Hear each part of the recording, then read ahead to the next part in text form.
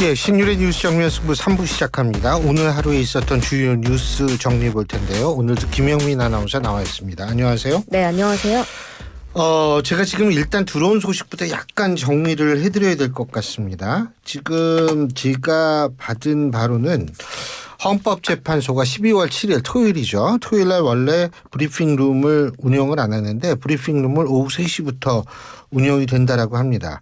이 얘기는 결국 내일 탄핵 소추안이 국회에서 처리가 될 것으로 볼 수 있는 부분이라고 우리가 이해할 수 있으면 되고요. 그리고 여러분들 중에서 혹시 국회 쪽으로 가실 분들이 있다면 지금 안 가시는 게 좋을 겁니다. 지금 제가 제 제자가 언론사에 있는 제 제자로부터 제가 좀 아까 전화를 받았는데 지금 국회 안에 있는 기자들조차도 인파가 너무 많기 때문에 바깥으로 나가는 것이 거의 불가능할 정도랍니다. 그러니까 시민들이 국회를 지키겠다고 아마 지금 나와 있는 모양인데요. 그렇습니다. 이 추운 날씨에 걱정도 많이 되는데 어떻게 제가 지금 어떻게 말을 할 수가 없어요. 이게 뭡니까? 예?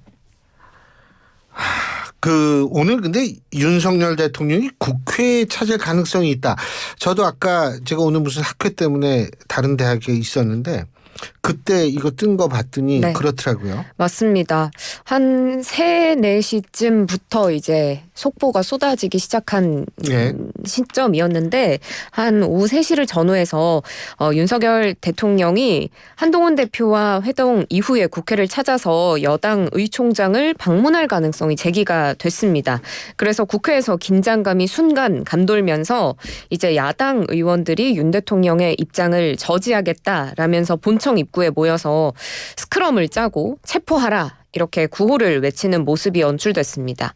하지만 이후에 대통령 측으로부터 윤 대통령의 오늘 국회 방문 일정이 없다라는 소식이 전해지면서 이건 없던 일이 됐고요. 지금 12월 3일 계엄 선포 이후에 상당 시간이 흘렀는데도 아직 대통령이 직접 입을 열진 않고 있습니다. 우원식 국회의장은 대국민 담화를 발표했어요. 네, 맞습니다. 대통령이 국회를 방문한 일정이 없다라는 소식 전해진 직후 3시 21분경에 이제 우원식 국회의장이 긴급 브리핑 대국민 담화 내놨습니다. 윤 대통령을 향해서는 지금 안전 문제를 담보하기 어렵기 때문에 국회 방문은 사전 협의가 필요하고 국회 방문 계획을 유보해달라라고 요청을 했고요. 제2의 비상계엄은 절대 용납되지 않는다고 했습니다. 군경을 향해서도 어떤 경우에도 자리 이탈하지 말아달라라고 당부를 했고 국민을 향해서는 국회를 믿고 차분히 상황을 주시해달라라고 밝혔습니다. 예, 이와 관련해서 오늘 국방부 차관이 기자회견을 해서 군은 2차 계엄령이 떨어진다 하더라도 절대 움직이지 않을 것이다. 그리고 아까 더불어민주당 김병주 의원과 박선우 의원과 특전사령관이 셋이서 대담하는 것이 유튜브로 다 중계가 됐는데 그 자리에서 특전사령관도 절대로 군을 동원하지 않겠다라고 네. 얘기를 했습니다. 지금 이런 상황이라서 사실은 만에 하나 제2의 계엄령이 내려진다 하더라도 글쎄요. 경찰도 서울경찰은 움직이지 않을 것 같다는 생각은 얼핏 합니다. 그렇기 때문에 가용한 무력수단이 그렇게 많이 남지 않았다는 것을 윤 대통령도 좀 알았으면 좋겠고요. 근데 오늘 국민의힘 한동훈 대표가 주진우 법률위원장하고 함께 한남동 공간을 찾았었죠. 네, 그죠? 맞습니다. 이 윤 대통령과 회동을 가졌었는데 이 대통령이 어떤 마음이었는지 이 회동에서 어떤 이야기가 나왔는지 이제 한동훈 대표가 여당 의원총회에서 이 결과를 설명했습니다. 보도를 통해서 전해지기로는 일단 한동훈 대표는 당론으로 정해진 걸 바꾸지는 못하지만 자신은 대통령의 업무를 정지해야 한다라는 입장이 변함이 없다라고 밝혔고요. 현재는 특단의 조치가 없으면 상황을 타개하기가 어렵다라고 한 대표는 판단을 하고 있습니다. 물론 당론 변경에 대해서는 의원들의 뜻을 따르겠지만 결과는 국민이 판단할 것이다. 이런 이야기를 했고요. 대통령과의 면담 결과에 대해서는 일단 대통령이 체포 지시를 자신이 직접 하지 않았다라고 말했다고 합니다. 그리고 판단을 뒤집을 만한 말을 대통령으로부터 듣지 못했다. 그리고 현재로서는 특별한 조치는 하지 않을 것이라는 말을 한 대표에게 했다고 합니다. 지금 한 대표는 국민들이 또 이런 일이 생길 수 있다라는 불안감이 있기 때문에 이를 해소할 필요성이 있다라고 대통령에게 피력을 했지만 대통령은 아직 때가 아니다라는 입장을 전했다고 합니다. 그 대통령 얘기하는 때가 언제인지 전 굉장히 궁금해요. 이미 때가 많이 흘렀죠. 그리고 대한민국 대통령이 가장 이론은 뭐냐면 국민이 불안해하는 것을 막아줘야 할 의무와 책임이 있습니다. 그런데 지금 이 정도로 불안해하고 정말 모든 것이 다 이 일상적인 생활이 힘들 정도로 어수선한 분위기인데 과연 그때는 누가 판단하는 때고 누구를 위한 때인지 전 묻지 않을 수 없고요.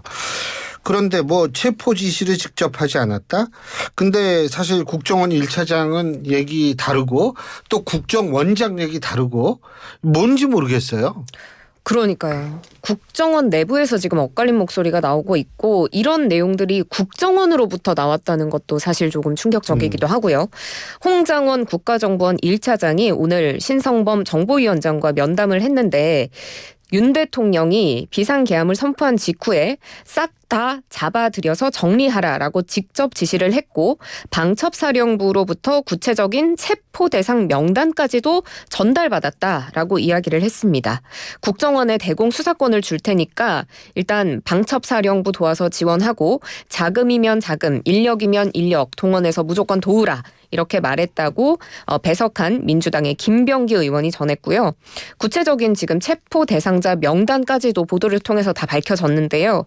우원식 국회의장, 국민의힘 한동훈 대표, 더불어민주당 이재명 대표, 그리고 박찬대 원내대표와 김민석 수석 최고위원, 정청래 법사위원장, 조국혁신당의 조국 대표와 유튜버 김어준 씨, 김명수 전 대법원장, 권순일 전 대법관 등이라고 합니다. 홍장원 1차장은 이 지시가 말이 안 된다라고 생각을 해서 이행하지 않았다라고 하고요.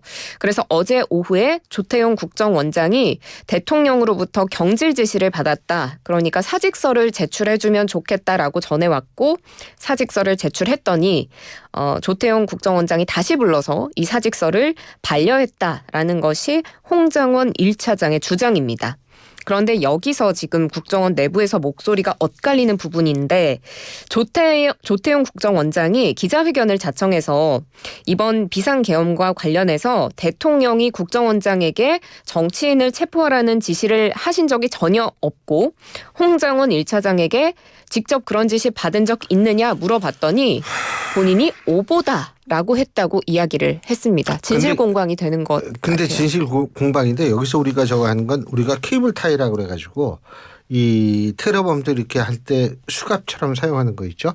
그게 실제로 발견이 됐었다는 거예요. 민주당 의원들이 그거 이제 발견했었죠. 발견이 됐다는 거고요. 근데 그리고 왜냐하면 수적으로 그 사람들이 발견할 수밖에 없어요. 왜냐하면 더 많으니까. 네. 이쪽은 조금밖에 없었고. 근데 그런 것이 발견됐다라는 것이 이 사실이라고 밝혀질 경우 그럼 왜 그걸 갖고 있었냐라는 의문을 가질 수밖에 없어요. 그리고 어제 박선원 의원이 저희랑 인터뷰할 때 박선원 의원도 그런 유사한 얘기를 했거든요. 오늘 아침에 한동훈 대표 기자회견, 최고위원 회의 때 모두 발언해서 한동훈 대표는 어제 박선원 의원하고 똑같은 얘기를 했어요. 거의 비슷한 얘기. 뭐냐면 의원들을 체포해서 과천에 있는 방첩사령부 모처에 끌고 가서 뭐 이런 얘기 그리고 거기에는 정보기관도 관련됐을 수 있다라는 정보가 들어왔다라고 얘기를 했거든요. 네. 이런 얘기들이 굉장히 유사한 얘기들이 지금 많아요. 그러면은 누가 사실을 말하는지는 진짜 모르지만 일반 사람들이 볼 때에는 유사한 얘기들이 사방에 나왔을 때 어떤 얘기를 믿게 될 것인가도 생각을 해야 돼요. 그렇기 때문에 더군다나 대통령이 빨리 입장을 정리할 필요가 있다라는 생각이 듭니다. 자, 그리고 또 하나는 뭐냐면 지금 그 장성급 지휘관들의 아니죠. 일부 장성대 양심 선언도 좀 했었죠. 그죠? 네, 맞습니다. 예. 이 소식 언론을 통해서 많이들 접하셨을 예. 것 같은데요.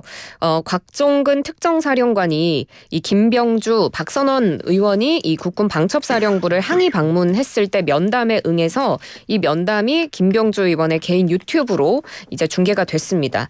이 곽 특정사령관은 김용현 전 국방부 장관으로부터 임무 지시 받았고 국회를 진입한 후에 국회의원들을 본회의장에서 끌어내라라는 지시를 받았다고 밝혔는데요. 위법한 행위라서 따르지 않았다고 밝혔습니다. 그리고 윤 대통령으로부터 직접 전화를 받았다라는 증언도 했는데 707 특수임무단 이동할 때 이 부대 이동 상황과 관련해서 직접 전화를 걸어왔다고 합니다. 이진우 수도방위 사령관 역시도 이 김병주 의원 유튜브를 통해서 밝힌 내용을 보면 국방장관으로부터 처음 출동 지시를 받았고 작전 도중에 윤 대통령으로부터 전화가 한 차례 왔었다고 했습니다. 기억이 다 나진 않지만 상황이 어떤지 물어봤고 그래서 복잡하고 인원이 이동할 수 없다라고 했더니 가만히 듣다가 알겠다 하고 전화를 끊었다고 합니다. 자, 근데 이제 이게 참 중요합니다. 지금 장성급 지휘관들의 직무 정지된 사람들이 있죠. 한 10명 된다고 그러더라고요. 그 10명은 이제 출국 금지가 출국 금지가 10명인가요? 네, 됐고 지금 국방부가 조금 전 오후 4시 15분에 여인형 국군 방첩사령관, 이진우 수도방위 사령관, 곽종근 특수전 사령관의 직무 정지 위에서 분리파견을 단행했다고 밝혔습니다. 이 분리파견이 뭔가 하니 기존 소속 부대에서 다른 부대로 옮긴 뒤에 별도의 보직을 주지 않는 걸 말한다고 합니다. 김용현 전 국방부 장관 지시를 받고 국회 선관위에 병력을 투입했던 지휘관들이죠. 여인형 중장은 국방부로 대기 조치가 됐고요. 이진우 중장은 지상작전사령부로, 곽종근 중장은 수도군단으로 대기 조치가 됐는데 지금 언론이 해석하기로는 통상 처벌을 내리기 전에 대기 상태에 뒀다. 이런 의미라고 하더라고요. 간단히 얘기해서 그 일반 회사도 그렇잖아요. 뭐 잘못한 게 뭐가 대기발령. 있으면 대기발령 전에 사표를 내요. 이 사람 일단은 네네. 사표를 받지 않습니다. 그러고 나가지고 대기발령 내가지고 이제 처벌을 한 거죠. 근데 지금 검경 수사 들어갔나요? 뭐 이거 어떻게 된 거예요? 지금 검찰에서 비상계엄 사태 관련해서 특별수사본부를 구성했는데요. 군 검찰 인력까지도 파견을 받아서 합동수사를 진행하기로 했습니다.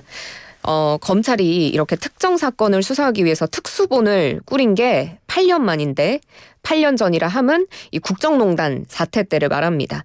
지금 검수한 바 때문에 내란죄에 있어서 검찰이 직접 수사할 대상은 아니지만 직권남용 혐의로 수사를 하면 이 내란죄까지도 들여다볼 수 있다라는 게 검찰의 판단이고요. 검찰은 그러니까 내란죄가 성립할 수 있는지 법리 검토하기로 했고 경찰 역시도 수사의 속도를 내고 있습니다. 비상계엄 관련해서 수사 인력 120명 정도로 전담수사팀 꾸렸습니다. 지금 민주당이 상설특검을 아마 내란 쪽 관련해서 내는 모양인데 이게 되면은 제가 볼 때는 일단 검찰 같은 경우에는 상설특검에 모든 자료를 넘겨줘야 될 겁니다. 자, 오늘 한국갤럽 여론조사 나왔죠? 네, 맞습니다. 대통령 지지율 발표가 됐는데 지난 3일에서 5일 실시한 조사고요. 윤 대통령의 국정 수행에 대한 긍정평가 비율 16%였습니다. 지난주와 비교하면 3%포인트 하락한 수치고 취임 후에 가장 낮은 지지율이고요. 부정평가는 72%에서 75%로 오르면서 또 윤 정부 출범 이후에 최고치를 기록했습니다. 이번에는 특별하게 갤럽에서 비상계엄 사태 이후 시기에 대통령 지지율을 또 따로 산출을 했는데 13%까지 내려앉았습니다. 그리고 이 비상계엄 여파로 정당 지지율에도 좀 영향을 미치는 모습인데 국민의힘 지지율이 동반 하락하면서 5%포인트 빠져서 27%가 됐고요. 민주당은 4%포인트 올라서 37%가 됐거든요. 이런 정당 지지율 을 이제 만약에 국민의힘이 신경을 쓰면 내일 탄핵 표결에 있어서 여당의 고심이 또 깊어지지 않을까라는 생각도 들기는 합니다. 이번 여론조사는 전국 만 18세 이상 1,001명을 대상으로 진행이 됐고요. 표본 오차 95%, 신뢰 수준 플러스 마이너스 3.1%포인트입니다. 자세한 내용은 중앙선거 여론조사 심의위원회 홈페이지 참조하시면 되겠습니다. 예, 저도 이 한국갤럽 여론조사를 보고 있는데 일단은 이게 평균치입니다. 그러니까 계엄이 떨어지기 전과 후를 나눠봤을 때 대구에서 21% 나왔어요. 대구에서 21%면 보통 지역 기반을 가지고 있다라고 했을 때에는 최소 수치가 60은 넘어야지 우리가 지역 기반이라고 볼 수 있습니다. 그리고 보수층에서 윤석열 대통령을 잘하고 있다라고 평가한 게 33%인데 이것도 정말 좀 그런 수치죠. 네.